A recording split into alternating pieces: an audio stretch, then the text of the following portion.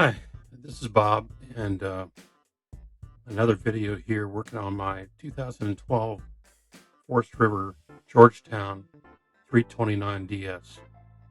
In short, I went and got inspection and gas and such, and brought it back to my house. I'm on a 3-degree slope driveway, and I usually put ramps on the front and nothing in the back, and use the jacks. Well, I did the auto leveling jacks as I usually do, and it worked fine. But then I went to retract them, and they wouldn't retract. Not only wouldn't they retract, they just kept going up. Even if I hit release, they went to full extension, which took the front end and the back end off the ground. And I'm on this slope. I was a bit antsy just getting back in the vehicle to see what I can do.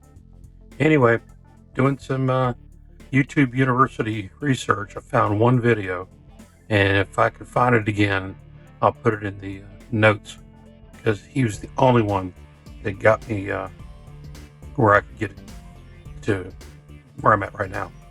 And that is, it's either a dump valve or a converter valve or a reverser valve. Anyway, it determines up and down. I don't think my motor reverses, so I think it's a hydraulic valve that diverts it one way or the other. So anyway, unplug it. It was a white and black Molex on the side of the pump assembly, and you pull that, and then went back in gingerly and hit the retract, and they retracted fully. I appreciate that. And so here's another video if you can't find the other one without looking at my link. He's worth mentioning. All right, so that's where I'm at. Now this is 2012, and here it is 2025. So I called Lippert and told him what was going on. At first, the first guy I talked to said you need to talk to parts and buy the parts. Well, the parts are over $600. It's a controller and a wiring harness. Because there's constant 12 volts on that valve, and it shouldn't be. But by putting 12 volts on it, it's in the go up mode. So anyway, by pulling it, changed the valve. So if it ran again, it would retract. But when I called them, they just said I had to go get, talk to parts.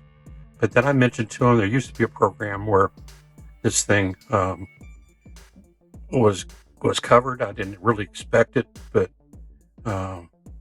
worth a shot. Guy said, let me come back. So he put me on hold, and he came back, and sure enough, he said, we'll send you the parts, goodwill. Not only send me the parts, but if I wanted my local dealer to work on it, that they would cover that. I said, that's okay. Just send me the parts and I'll fix it myself. I heard there was a diode pack in the wiring harness, so whether that's it or I think they really redesigned it when it was actuated by default, where it's at, that type of thing. So anyway, I just got the parts in. I got the harness in yesterday, and I got the controller in today. So we're expecting a big storm tomorrow. So I have no time to waste.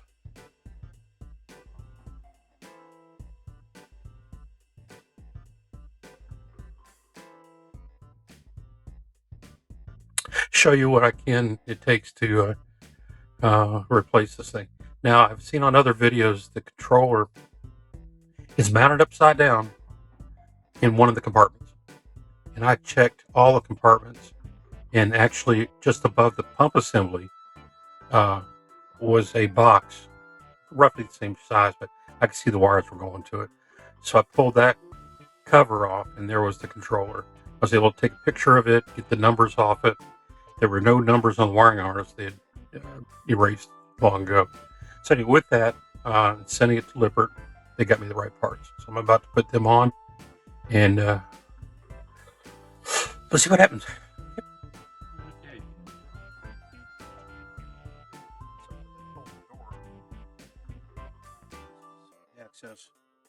Here is the new wiring harness. Bunch of, I think they call them Deutsch connectors, the weatherproof connectors. It's got all the, there are some molds, but just and, and the controller itself is this. Now there are, when you talk to, there's two basic kinds. There are models that do 6 valves, 6-point versus 4-point, and whether they use the hydraulics for the pump outs. Mine are chain driven, so they don't need the 6-point or the side. So this is a part number 20200003067 6095 Lippert 1 control 4-point motorized advantage leveler.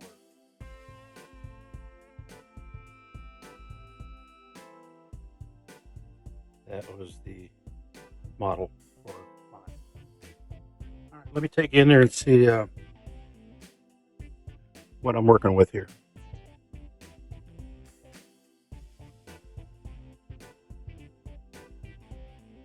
There's the valve assembly, the motor, the reservoir and the behind it. That I'm not sure what you can see, what you can't. Up there is where the old controller is, and let's see what we got here.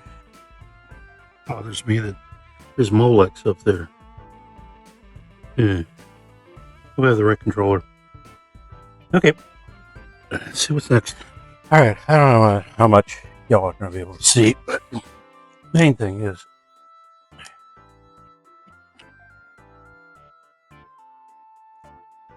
this Deutsch connector piece. I disconnected from this end, and this end is the wiring harness I got to replace. So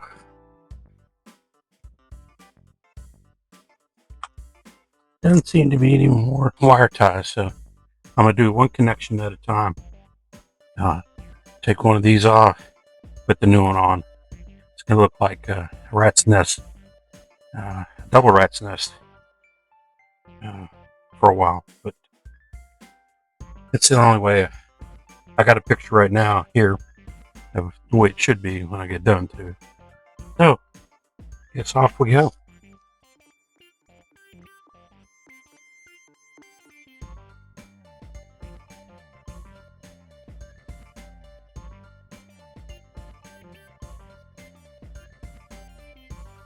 Somehow the Zoom got stuck. I don't know what you guys saw. Anyway, what I'm left with right now is the old harness. I had this gray, white with black stripe, 1-to-1 small terminal with solenoid, and I had this double wire going to the other side. That side also had the daisy chain black wire, which I have on there right now because that's no doubt that's where that is. But what they left me here with was white black. Oh, I'll lose you there. White and black, that's fine. It means it goes up to. I'm back. I know this one goes up there. That. So that is what to do with this black one. Future Bob here. Lippert, what came out of the motorhome was this gray and black wire, the small ring, and what they sent me only had the black wire shown here, and they're the same. Went back and looked at drawings I found on the internet, and it appears that this black goes to the same black as the daisy chain, and then this black with the white stripe goes to the other terminal.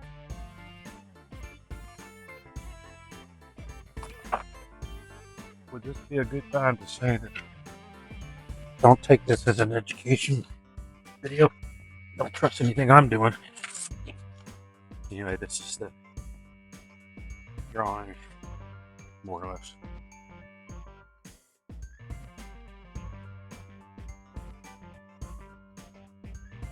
Black and white goes to one terminal, doesn't matter which side, it's non-polarized. White and red are together, that's true. The daisy chain black goes to the motor terminal up here, and the harness. There's nothing else.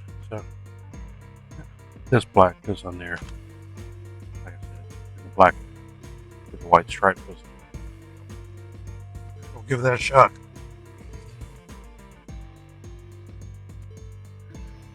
All right.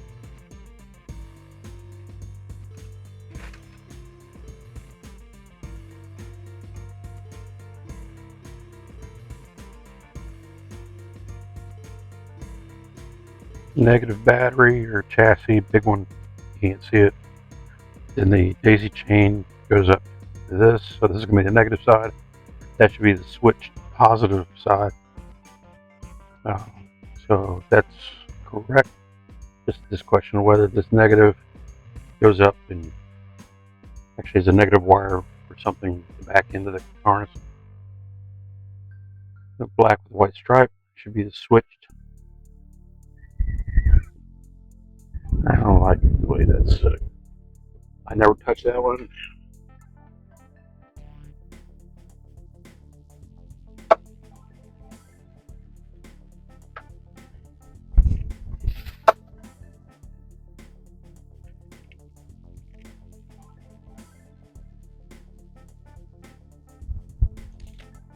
Okay. I feel better about that.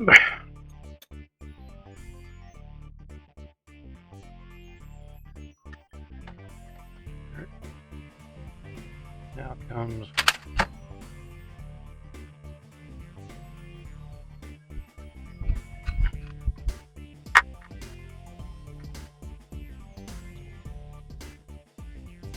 changing that out. I don't think you'll be able to see anything. I'm going to put myself in there. Board.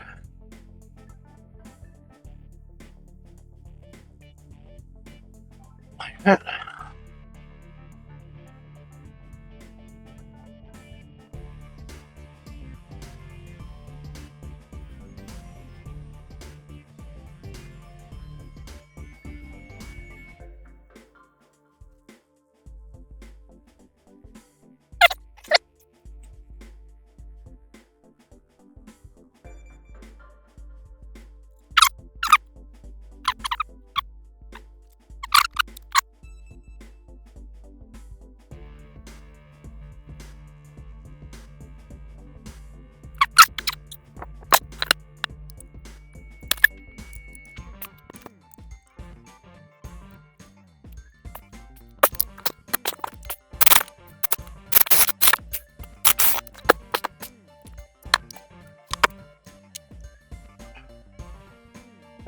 Pain in the tush.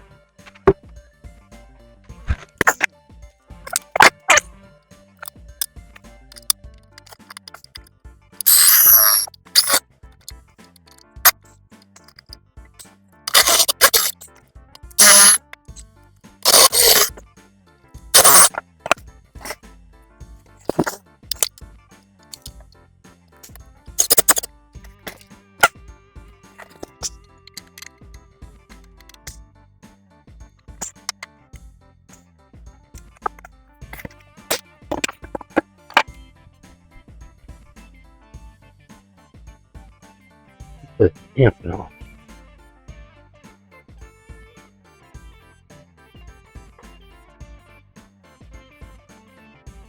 Black with white stripe, red and white. Daisy chain black and black in the harness. Never mess with this. The legs are plugged in by their color code. You're going to have a good seat for this. I'm going to go try to manually bring up stuff that runs, if it runs. Camera on, just so that I have to show the insurance. Let's start it.